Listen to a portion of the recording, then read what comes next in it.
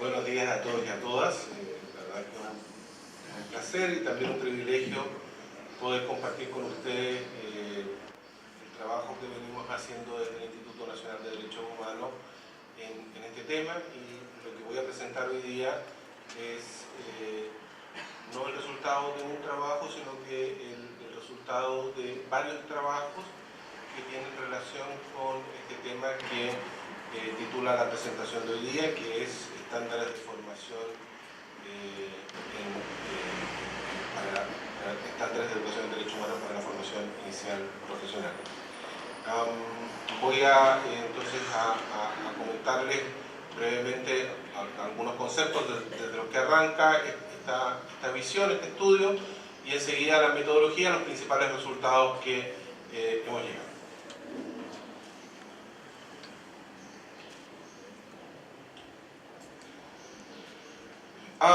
Cuando hablamos de estándares de derechos humanos, nos referimos en términos generales a lo que se espera que los estados hagan, las medidas que los estados adopten en relación con las obligaciones que han sido establecidas en los tratados internacionales. No solamente los estados, también las personas y las instituciones en general. Los estándares en derechos humanos definen el contenido y el alcance de determinados derechos, es decir, nos dicen a qué tienen derecho las personas y qué personas tienen esos derechos. Y también pueden leerse los estándares como la expresión de las obligaciones mínimas que el Estado tiene respecto de las personas. Y para nosotros ha sido útil porque en función de la identificación de estos estándares podemos identificar qué es lo que le podemos exigir al Estado en materia de derechos humanos, y también nos sirve para hacer monitoreo del avance de los derechos humanos. Primero para diagnosticar, es decir, para saber cuál es la brecha que hay entre lo que efectivamente está haciendo el Estado y las instituciones y qué es lo que debería hacerse, identificar esa distancia y desde ese punto de vista diagnosticar, pero también monitorear el avance que se pueda producir en el campo de los derechos humanos. Por eso es que nos hemos preguntado sobre los estándares de formación inicial profesional, es decir, qué obligaciones tiene el Estado en relación con la formación profesional que hoy día se están entregando las distintas universidades del país. Básicamente esa es la gran pregunta. Y bueno, también sirve para identificar violaciones y determinar responsabilidades con claridad en ciertos casos. Como antecedentes de estos estudios, de este camino que hemos venido desarrollando, es importante señalar que la educación en derechos humanos está presente desde la Declaración Universal de Derechos Humanos, que es en el preámbulo en que se establece que la educación es uno de los dos mecanismos a través de los cuales es posible la construcción de una cultura de derechos humanos.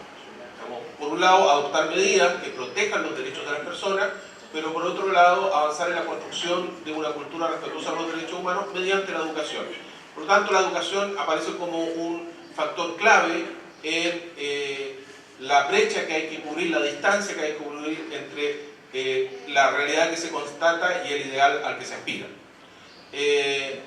Desde la Declaración Universal de Derechos Humanos, la educación en derechos humanos ha sido incluida en distintos instrumentos internacionales, muchos. Y eso significa que hoy día, cuando pensamos en estándares de derechos humanos, en temas específicos de educación en derechos humanos, nos encontramos con que las referencias se han multiplicado y se han especificado, es decir, son más detalladas, explican con mayor claridad qué es lo que debe esperarse en materia de educación en derechos humanos. El problema es que esto está disperso en muchísimos instrumentos internacionales. Entonces, por lo tanto, cuando nos preguntamos sobre cuáles son esos estándares, tenemos que preguntarnos dónde están y qué es exactamente lo que dicen esos estándares internacionales sobre lo que debe hacer el Estado en materia de educación en derechos humanos.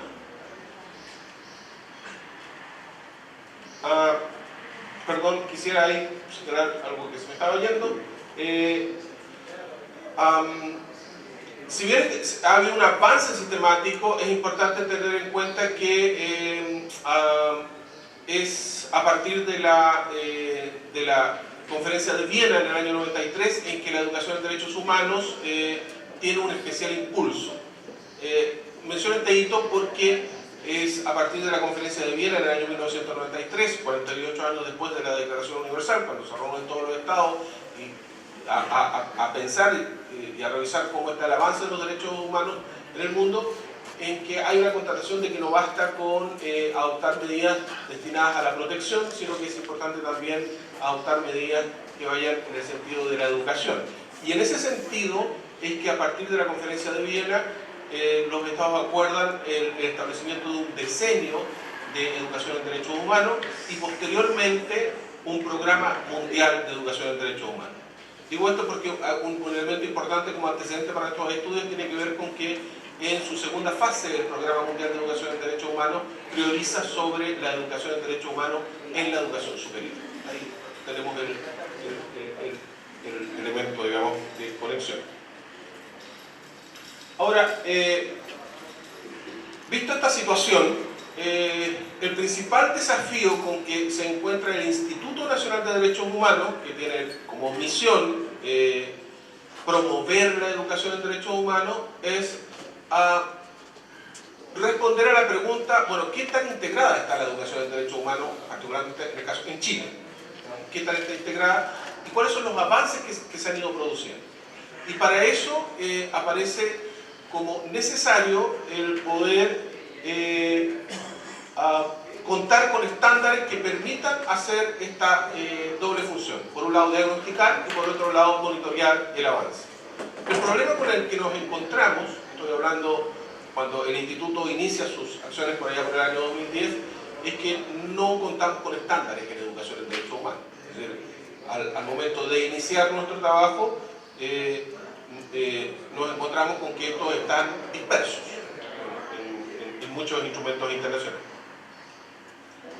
Y en función de eso es que el instituto inicia un camino exploratorio en la elaboración y sistematización de estándares de educación en derechos humanos. Y ahí hay un cuadro que muestra estos estudios que comienzan a hacerse a partir del año, en realidad esto es a partir del año 2011, pero en el 2012 se concretan específicamente. Y el instituto pone tempranamente su mirada sobre la educación superior porque entiende que son los profesionales que egresan de las universidades quienes tienen una particular responsabilidad en la promoción y protección de los derechos humanos, porque dado que ocupan cargos de responsabilidad tanto en el mundo público como privado, son probablemente los principales responsables de tomar decisiones que pueden ir en el sentido de proteger los derechos humanos, pero también que pueden ir en el sentido de vulnerar los derechos de las personas. Esto a través de la implementación de programas, de políticas públicas, del acceso a la justicia, del acceso a la educación, del acceso a la salud, etc. Por eso entonces es que se inicia trabajos que vayan en el sentido de identificar, bueno, qué está pasando con las universidades y si efectivamente se está integrando la educación en derechos humanos. No solamente en el campo de las universidades, sino que en el campo de los profesionales que egresan de esas universidades también. Así el año 2012 o 2015 se hace un estudio exploratorio destinado a la identificación de estándares de educación en derechos humanos para la educación escolar. Es decir, la pregunta ahí fue, bueno, ¿qué es lo que deberían saber los estudiantes de educación media al egresar de cuarto medio sobre temas de derechos humanos? Y se identifica, hay un primer proceso de identificación de estos estándares. Y decimos que este estudio es un estudio acotado porque la base de fuentes que se consultan es acotado. Ya vamos a explicar de qué se trata. En el año 2013 se hace un estudio de educación en derechos humanos para la formación de jueces y juezas.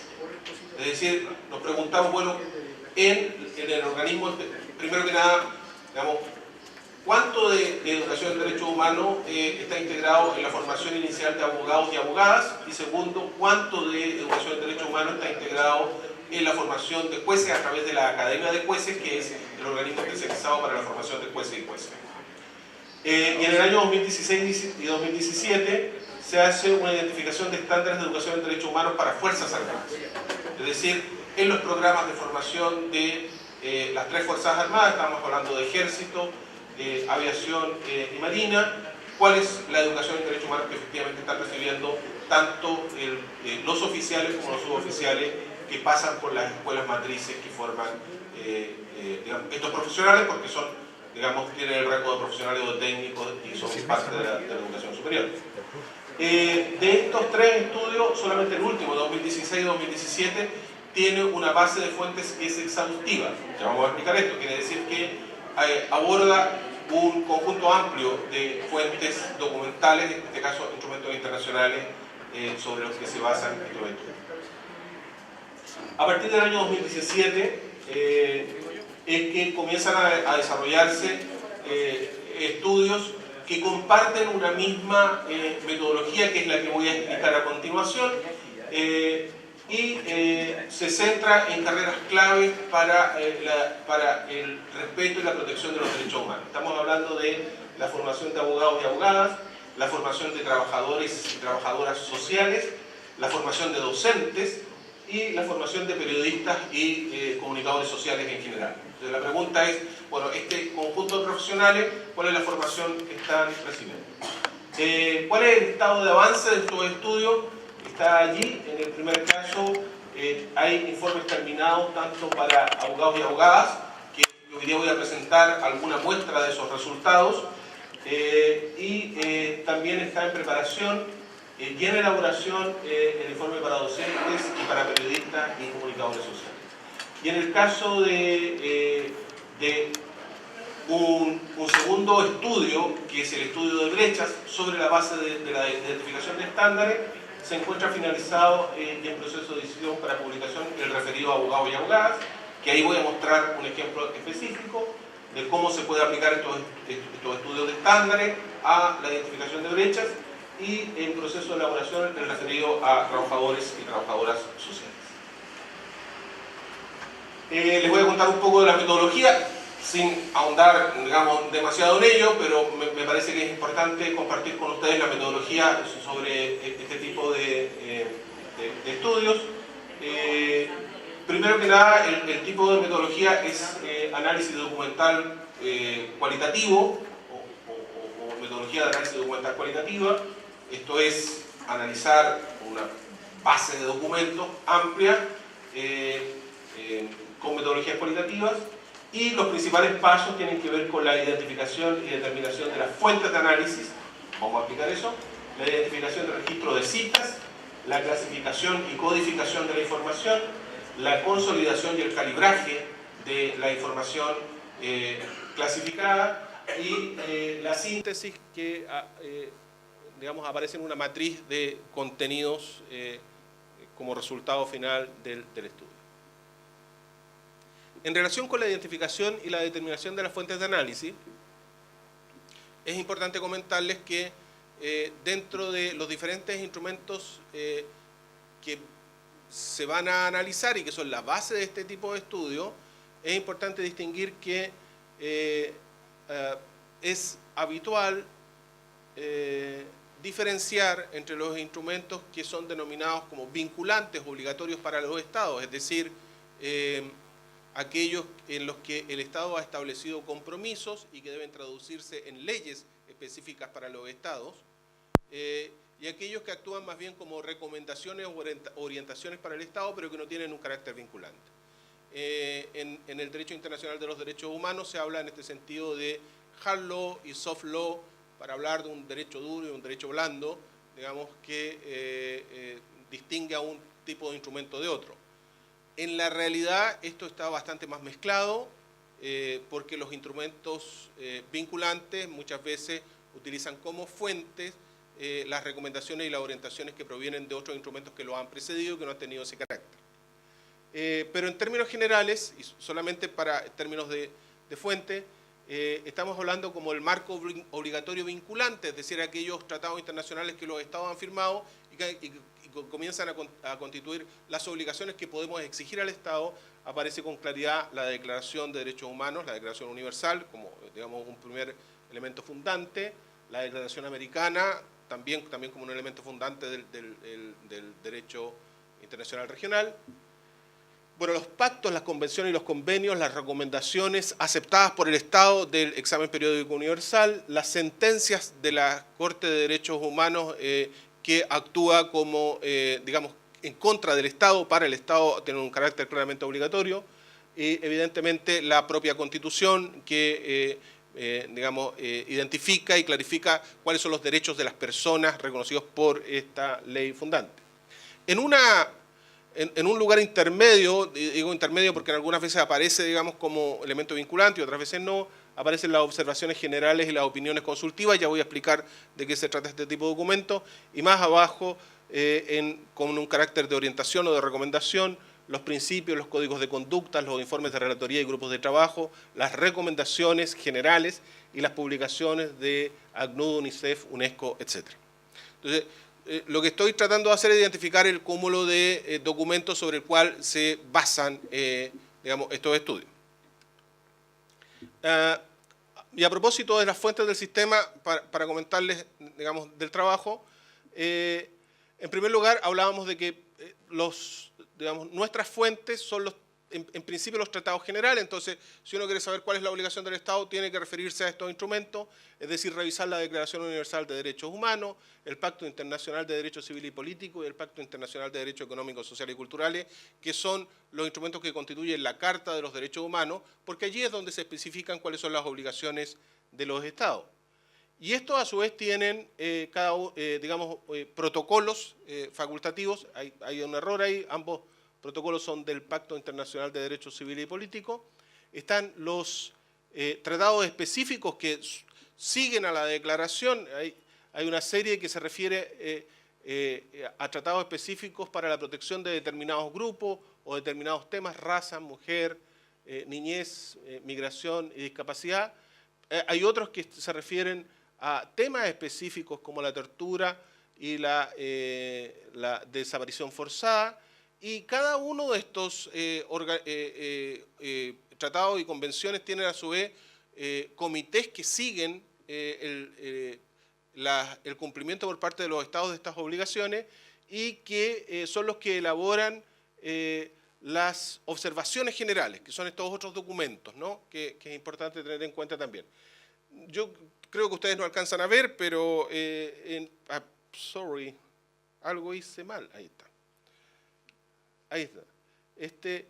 Aquí aparece, digamos, el número de observaciones generales que hay por cada comité. Entonces, para el comité de la Convención para la Eliminación de todas las formas de discriminación racial, por ejemplo, se han identificado 35 observaciones. Para el Comité de la CEDAW 34, para el Comité de los Derechos del Niño 20, hay 18, hay 2 más, para digamos, para el tema de migración, 2, etcétera. Digamos, cada uno de estos tratados van señalando un conjunto de documentos. ¿Por qué les cuento todo esto? Porque quiero decirle, mire, todo esto son los documentos que hay que revisar. Es decir, si uno quiere saber cuáles son las obligaciones que el Estado tiene en materia de educación en derechos humanos, este conjunto de documentos al que hay que referirse. Bueno, además de estos, están, digamos, el convenio 169 de la OIT, que es de un organismo, digamos, paralelo, de la UNESCO también, la Convención para la Eliminación de todas las formas de discriminación en la esfera de la enseñanza, y además hay otros mecanismos convencionales que no son los que a los cuales nosotros acudimos, que son perdón, me vuelvo a equivocar con esto, qué horror. Ahí. Relatorías, grupos de trabajo, examen periódico universal. Por si esto fuera poco, digamos, está también las fuentes del sistema interamericano de derechos humanos, que también tiene la declaración y la convención, tiene un par de protocolos, uno de ellos nosotros no lo hemos firmado, Está la Corte Interamericana que señala un conjunto de sentencias y hay un conjunto de tratados específicos sobre una serie de temas, es lo que constituye el sistema regional. Todo esto, y además hay informes de relatoría. Todo esto para decir, que hay un conjunto también de instrumentos en el sistema interamericano. Y finalmente, toda esta es la lista de las sentencias que Chile ha tenido, en contra de casos que han sido llevados hasta esta instancia y en la que la Corte Interamericana ha fallado en contra de Chile, y estos son los temas sobre los cuales han sido los casos. Todo esto para decirle, en general, cuando hablamos de fuentes,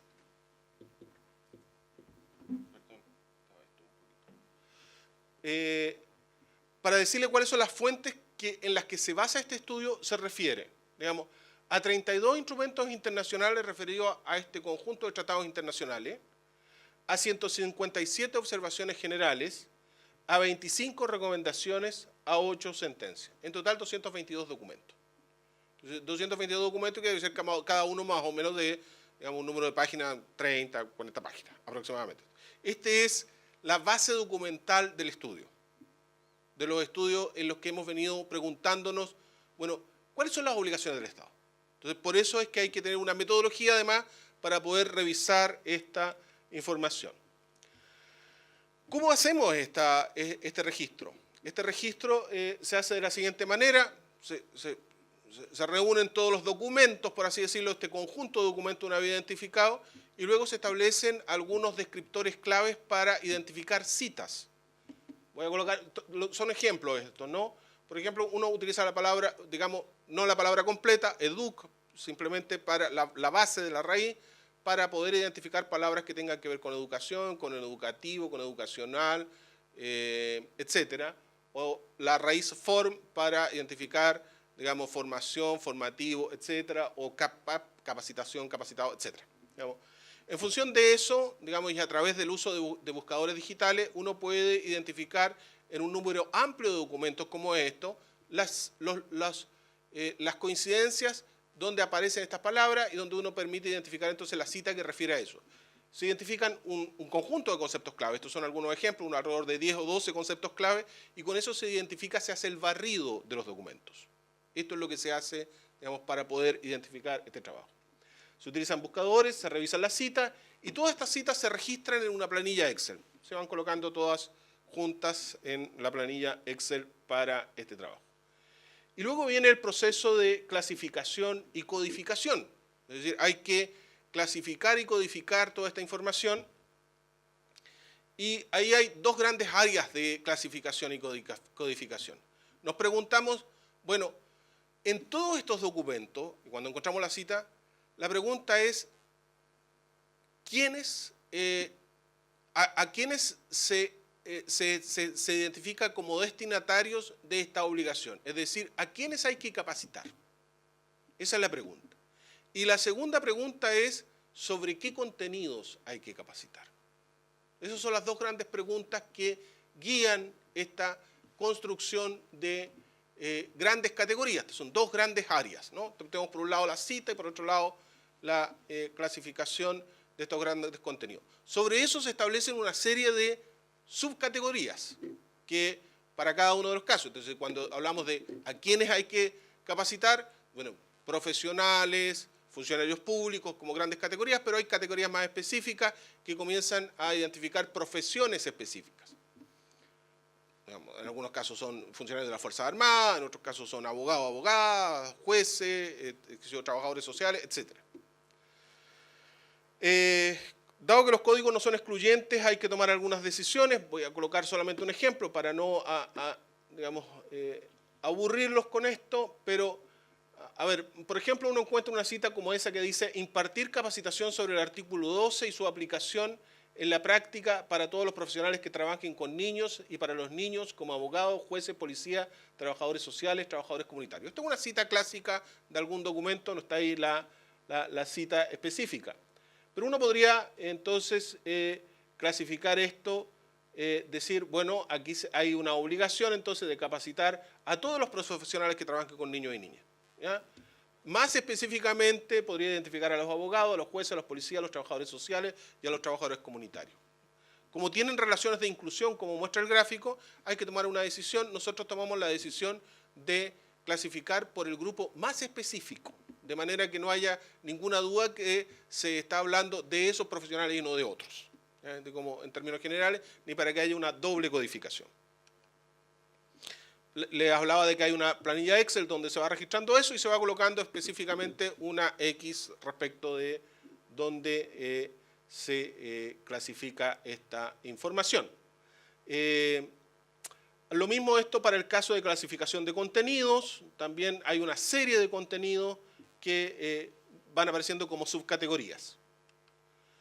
Ahora, para distinguir específicamente cada una de las categorías, que hay muchas categorías, voy a colocar un ejemplo simplemente de una de las categorías que es conceptos de derechos humanos, es decir, como contenido, y sobre eso aparece diferentes posibilidades de clasificación. Cuando hablamos de conceptos de derechos humanos podemos ser más específicos y podemos hablar, bueno, cuando se está hablando de conceptos generales de derechos humanos parece que estamos hablando de sujetos de derecho, de las características de los derechos humanos, de las obligaciones de los derechos humanos, o de derechos humanos en general, así como referencia, y identificamos también descriptores y adscripciones para clasificar más específicamente. Ustedes a esta altura pueden pensar, digamos, que el equipo de trabajo es un grupo de obsesivos, digamos, que hace todas estas cosas, y yo estoy completamente de acuerdo, digamos, con eso, pero la idea es poder generar alguna información que nos permita finalmente tener una claridad de decir, mire, cuando hablamos de educación en derechos humanos para profesionales, nos referimos específicamente a esto, porque estas son las obligaciones que el Estado ha establecido en función de aquello. Finalmente hay un proceso de consolidación y calibraje, es decir, hay muchas reuniones y discusiones del grupo para acordar estos criterios de clasificación, hay una revisión cruzada de codificación, hay una revisión al azar de algunas citas, y finalmente hay una revisión general, cita por cita, y de rediscusión de todos estos conceptos para decir, bueno, todo este grupo que participó clasificó de la misma manera este conjunto de información. Y aquí algunos de los principales resultados. Después de hacer todo este trabajo, ¿qué es finalmente con lo que uno se encuentra, ¿no? Con algo parecido a eso, ¿ya? Es decir, con una tabla que nos responde a la pregunta, este caso específico de trabajadores y trabajadoras sociales, es decir, de acuerdo a los instrumentos que el país ha establecido, de acuerdo a los compromisos que ha establecido, ¿qué es lo que un profesional de las ciencias sociales, específicamente un trabajador o una trabajadora social, debería saber sobre derechos humanos de acuerdo a estas obligaciones? Y aparece ese conjunto de contenidos que allí aparecen, a modo de ejemplo, ¿no? En relación, una clasificación temática, digamos, en relación con temas de mujeres, los digamos, trabajadores y trabajadoras sociales deberían tener formación en relación al combate a estereotipos y prejuicios, la credibilidad y ponderación dada a los testimonios de mujeres, medidas especiales de protección, ciertos instrumentos que fijan las medidas especiales, mecanismos de prevención, detección y reparación de la violencia y prácticas nocivas y trata, acceso a la justicia. Voy a colocar algún ejemplo. Digamos, simplemente, no lo voy a leer todo, pero a modo de ejemplo, esto es lo que aparece. En el caso de abogados y abogadas, esta es la matriz que nos aparece un conjunto, no solamente aparecen contenidos, que es lo que está en la columna que ustedes pueden ver a su derecha, que es un conjunto de contenidos, sino que también fue posible identificar ciertas habilidades que se espera, digamos, para la formación de abogados y abogadas, y también el desarrollo de, digamos, de ciertas temáticas con perspectiva de derechos humanos. Con todo esto, estos son los principales resultados, digamos, con el material base, es posible hacer otro trabajo que es construir indicadores de análisis para carreras específicas. Y quisiera presentarle un ejemplo de cómo se hace eso y qué incidencia práctica tiene todo esto. Este es un cuadro dentro de muchos otros que resume un estudio que se está haciendo en este minuto sobre la formación de abogados y abogadas en Chile y que tiene que ver con identificar cuál es la brecha a partir de los indicadores que se han establecido en la formación de abogados y abogadas en relación a un conjunto de temas, que son los que aparecen, espero no, ahí está, los que aparecen ahí, ¿no? Aparecen 4 grandes temas: aspectos conceptuales generales de derechos humanos, grupos y derechos de igualdad y no discriminación, mecanismos institucionales de protección y control de derechos humanos y derechos específicos del catálogo internacional y violencia. Y cada uno de esos tiene algunos indicadores. ¿Qué es lo que se hizo?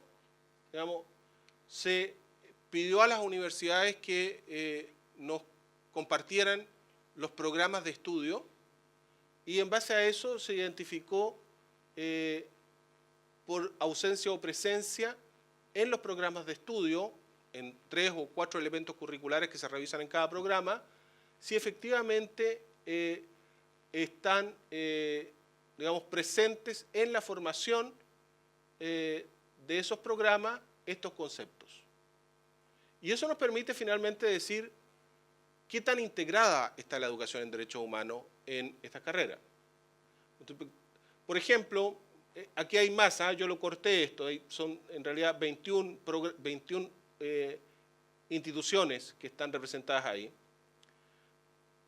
Por colocar algún ejemplo, evolución histórica de los derechos humanos es un tema que se trata más que otros, que por ejemplo este otro que es obligaciones generales y límites. Pero en el primer caso solo alcanza el 30% y en el segundo el 60%.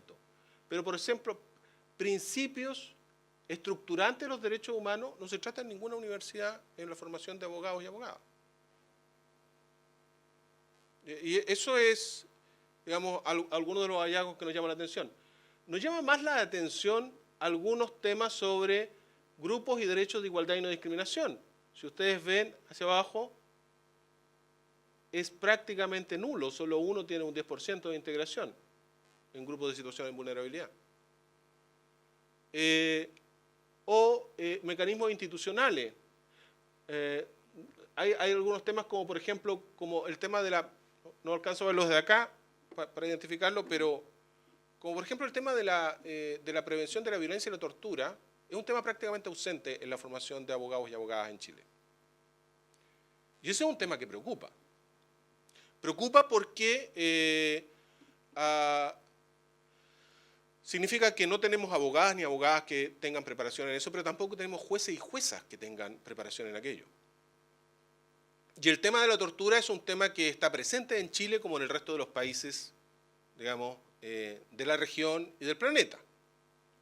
Es un tema que se cree que responde a ciertos contextos históricos, a ciertas situaciones políticas, que la dictadura, no solamente aquello. Es un tema que es permanente. Y si no se educa sobre estos temas, si no hay gente preparada, es muy difícil actuar sobre ello. Desde ese punto de vista, entonces, la pregunta sobre cómo se forma sobre estos temas a quienes tienen la responsabilidad de decidir parece un tema importante. Eso. Muchas gracias.